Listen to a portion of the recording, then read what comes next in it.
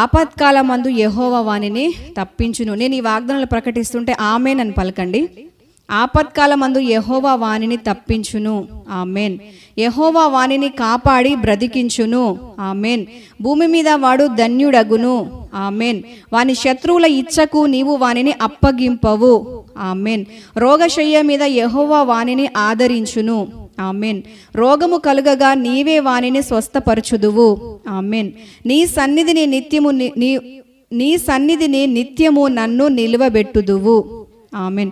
ఈ 7 వాగ్దానాలు మనము పొందుకొని మనం అనేక మందికి దీవెనకరంగా నిలబడదుముగాక. ప్రభు నామ మహిమార్థమై మనం నిలబడదుముగాక.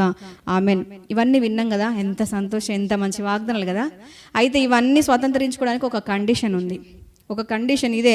41 కీర్తనలో 1వ వచనం వదిలిపెట్టి మిగతా అన్ని వాగ్దానాలు చెప్పుకుంటూ వచ్చిన, అయితే 1వ వచనంలో ఏముందంటే ఈ వాగ్దానాలన్నీ స్వతంత్రించుకోవాలంటే ఒక కండిషన్ ఉంది.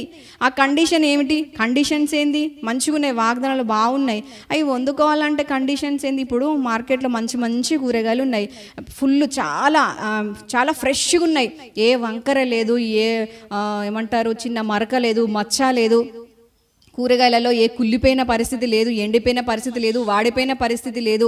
ఆ కూరగాయలు చాలా ఫ్రెష్ ఉన్నాయి. మనం పోయి తీసుకోవాలని మార్కెట్కి బుట్ట పట్టుకొని పోతాం కదా, లేకపోతే కవర్ పట్టుకొని ఏదో పట్టుకొని వెళ్తాం కదా, ఉట్టిగానే ఇచ్చేస్తారా మనకు? అవి ఒక కండిషన్ ఉంటుంది. ఏం కండిషన్? ఏ కూరగాయనా కొనుక్కో, నీకు ఆబ్జెక్షన్ లేదు, కానీ ఏం చేయాలి? డబ్బులు కట్టాలి. అవునా కదా? నిజమా కాదా? ఏ షాప్ కన్నా వెళ్తాం, మంచి మంచి డ్రెస్సులు బట్టలు ఉంటాయి, మంచి మంచి ఆఫర్స్ పెడతారు, కానీ అక్కడ ఒక కండిషన్ ఏంటిది? డబ్బులు కట్టాలి. డబ్బులు కట్టడం ఒకటేనా? దానికి ఇంకా కండిషన్స్ అప్లై అని ఉంటుంది. ఇంకా దానికి ఏ కండిషన్స్, ఎక్స్చేంజ్ లేదు, మళ్ళీ డబ్బులు రిటర్న్ ఇవ్వబడవు, అట్లా ఇట్లా ఎన్నో రకాలు. దాని కలర్కి మా గ్యారంటీ లేదు, దాని ఎంబ్రాయిడరీ వర్క్కి మా గ్యారంటీ లేదు, ఆ క్లాత్కి మా గ్యారంటీ లేదు, మనిషికే గ్యారంటీ లేదు, ఈ బట్టలకి ఏం గ్యారంటీ అని అడుగుతున్నారు షాపులలో రిటర్న్ కదా. ఇట్లాంటి ఎన్నో కండిషన్స్ ఉంటాయి. ఇంత గొప్ప వాగ్దానాలు స్వతంత్రించుకోవాలంటే మరి కండిషన్స్ ఉండవా? ఉంటాయి. ఏం కండిషన్ అంటే నేను చదువుతున్నాను, వినండి. బీదలను కటాక్షించువాడు ధన్యుడు, ఆపత్కాలమందు యెహోవా వానిని తప్పించును. ఆపత్కాలమందు యెహోవా వానిని తప్పించును అంటే ఆమేన్ అన్నాం కదా. యెహోవా వానిని తప్పించాలంటే ఏం చేయాలట? బీద వాళ్ళను కటాక్షించాలట. తర్వాత యెహోవా వానిని కాపాడును అంటే ఆమేన్ అన్నాం కదా. యెహోవా కాపాడాలంటే ఏం చేయాలట? ముందు మనం బీద వాళ్ళను కటాక్షించాలట. భూమి మీద వాడు ధన్యుడగును అని వాగ్దానం ఇచ్చిండు, ఆమేన్ అన్నాం కదా. మనము ధన్యులం కావాలంటే ఏం చేయాలట? బీద వాళ్ళను కటాక్షించాలట. వాని శత్రువుల ఇచ్చకు నీవు వాని అప్పగింపవు అంటే ఆమేన్ అన్నాం కదా. దాని కండిషన్ ఏమిటి?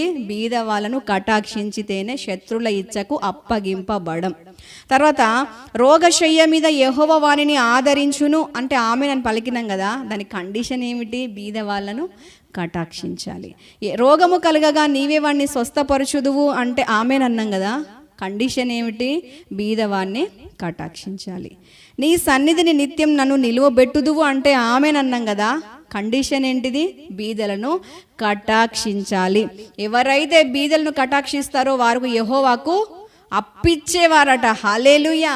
ఈ నూతన సంవత్సరంలో యెహోవాకే అప్పిచ్చే వారంగా మనము ఉందుముగాక. ఆమెన్. బీదలకు మనం ఏదైనా చేస్తే దేవునికి చేసినట్టు అని వాక్యం సెలవిస్తుంది. కాబట్టి బీదలను ఏ రకంగా బీదలు మనము అన్ని రకాలుగా ఆలోచన చేయాలి. ఈ లోకపరంగా బీదలుగా ఉన్న వారికి మన చేతనంత మట్టుకు మన దగ్గర ఉన్నంత వరకు మనం చెయ్యాలి. అలాగే ఆత్మీయతలో బీదరికంలో ఉన్న వాళ్ళను కూడా మనము జ్ఞాపకం చేసుకొని వారి కొరకు ప్రార్థన చెయ్యాలి. అలాగా 2 రకాల బీదలైన వారికి మనం సహాయం చేయగలిగితే, వారి విషయంలో మనం కటాక్షం చూపగలిగితే ఈ సంవత్సరం మనం ఎట్లా ఉండబోతున్నాం? మనం యెహోవాకే అప్పిచ్చేంత గొప్పగా మనం ఉండబోతున్నాం. కాబట్టి ఈ వాగ్దానాలు స్వతంత్రించుకోవడానికి ఆశ కలిగి ఉన్న మనము దేవుడు పెట్టిన కండిషన్ని నెరవేర్చి ఈ వాగ్దానాలన్నీ స్వతంత్రించుకొని ప్రభువు నామ మహిమార్థమై మన జీవితాన్ని వర్ధిల్ల చేసుకొని మన మార్గంను చక్కగా చేసుకొని మనం ఆ మార్గంలో వర్ధిల్లుదుముగాక. ఆమేన్.